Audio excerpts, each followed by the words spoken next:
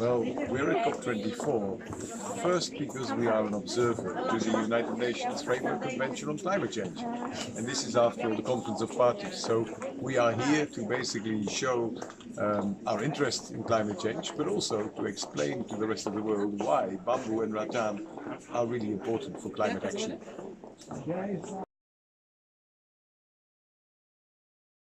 Well, we've been relatively busy. We've spoken in a number of sessions. We had our own session, so we actually organized an event to talk about bamboo and rattan for Belden Road, climate change in Belden Road. But we also participated in some other discussion, a discussion about South-South cooperation, a discussion about renewable energy, and a discussion about bamboo in forest management.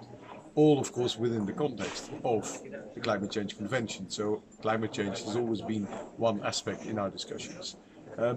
I was fortunate that as an IGO I can make a formal statement in the plenary. So we have also made our official position in the plenary.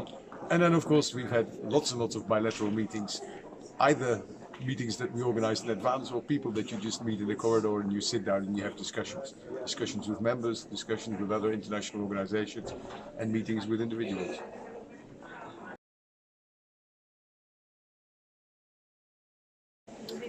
I think the main message is that, bamboo and rattan are really quite important when it comes to climate change. They can do a lot, put it that way. I think bamboo in particular, it is presumably the most effective and most efficient carbon sink, natural carbon sink that you can think of.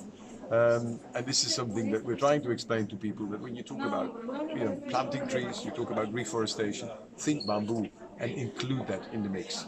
But at the same time, bamboo and rattan also have a role to play in adaptation. And I think that's one aspect that is often forgotten. We have to be realistic. Climate change is already upon us. So there are farmers who are losing their crops because of droughts or floods or other unexpected weather conditions, unexpected events. If they have bamboo in their farming systems, they are just a little bit more resilient, they have a little bit more security, and they hopefully can survive to the next cropping season. So really, bamboo and rattan have a role to play, both for adaptation and for mitigation. And we're trying to explain that to our members. Some of them know this already, some of them may not have realized it completely. But we're also trying to explain it to the rest of the world, really, and to the convention itself. Because I think the other issue is that bamboo is not yet reflected in any of the formal text.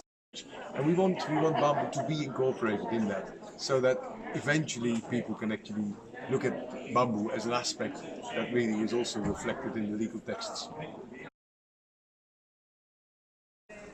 So what I would like to say is, think bamboo for climate action.